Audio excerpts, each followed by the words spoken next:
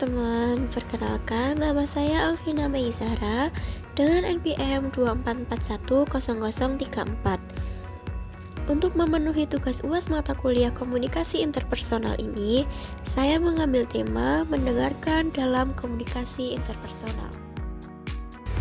Langsung saja masuk ke pengertian mendengarkan. Mendengarkan adalah proses aktif menerima dan memahami pesan dari orang lain, baik secara verbal maupun nonverbal. Bukan hanya sekedar mendengar, tetapi juga melibatkan perhatian, empati, dan pemahaman. Kita perlu fokus pada apa yang dikatakan dan bagaimana lawan bicara menyampaikannya. Mendengarkan menjadi bagian penting dalam komunikasi yang efektif dan bermakna. Selanjutnya yaitu peran mendengarkan. Yang pertama, menumbuhkan kepercayaan dan rasa saling pengertian. Orang yang merasa didengarkan akan lebih terbuka dan lebih percaya bahwa lawan bicaranya peduli. Yang kedua, mencegah kesalahpahaman atau konflik. Banyak terjadi salah paham karena orang tidak benar-benar mendengarkan dan terlalu cepat menyimpulkan. Dengan mendengarkan secara aktif, kita bisa memahami maksud sebenarnya dan menghindari salah paham. Yang ketiga, menunjukkan bahwa kita menghargai dan peduli terhadap lawan bicara. Jenis-jenis mendengarkan. Yang pertama, mendengarkan pasif, yaitu mendengar tanpa memberi respons atau perhatian penuh. Misal sambil bermain HP saat ada seseorang yang berbicara dengan kita. Yang kedua, mendengarkan aktif, yaitu mendengarkan secara fokus, memberi respons, dan menyimak isi pesan dengan serius. Yang ketiga, mendengarkan empatik, yaitu mendengarkan dengan berusaha memahami perasaan dan sudut pandang orang lain. Di sini kita tidak hanya paham isi obrolan, tetapi juga paham akan perasaannya. Komponen mendengarkan aktif. Yang pertama, kontak mata.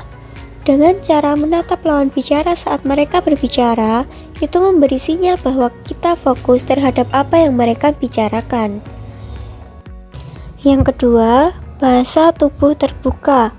Contohnya, kita tidak seharusnya menyilangkan tangan saat kita berbicara dengan lawan bicara. Kita juga bisa menganggukkan kepala yang menunjukkan bahwa kita paham dengan apa yang dibicarakan.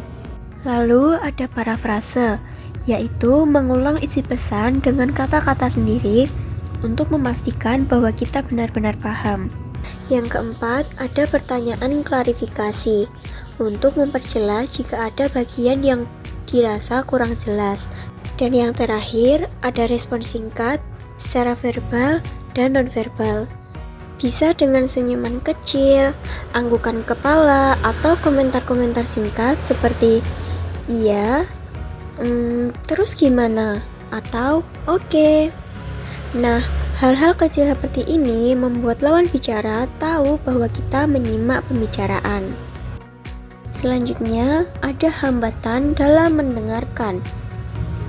Yang pertama, gangguan lingkungan, seperti suara berisik atau notifikasi handphone.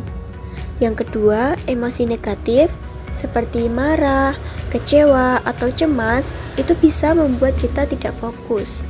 Yang ketiga, ada prasangka atau stereotip, di mana kita sudah menilai sebelum orang-orang selesai berbicara. Dan yang terakhir, terlalu fokus memikirkan balasan daripada menyimak isi pesan. Jadi, kesimpulannya adalah mendengarkan bukan hanya bagian dari komunikasi, tapi justru fondasi utamanya. Dalam komunikasi interpersonal, ketika seseorang merasa didengarkan dengan sungguh-sungguh, mereka akan lebih terbuka, merasa dihargai, dan lebih percaya pada kita. Inilah yang membuat hubungan menjadi lebih hangat dan kuat. Kemampuan mendengarkan itu bisa dilatih dengan membiasakan diri untuk hadir secara utuh dalam setiap percakapan dan menghargai lawan bicara. Dengan itu, kita perlahan-lahan akan menjadi pendengar yang lebih baik. Cukup sekian dari saya. Terima kasih.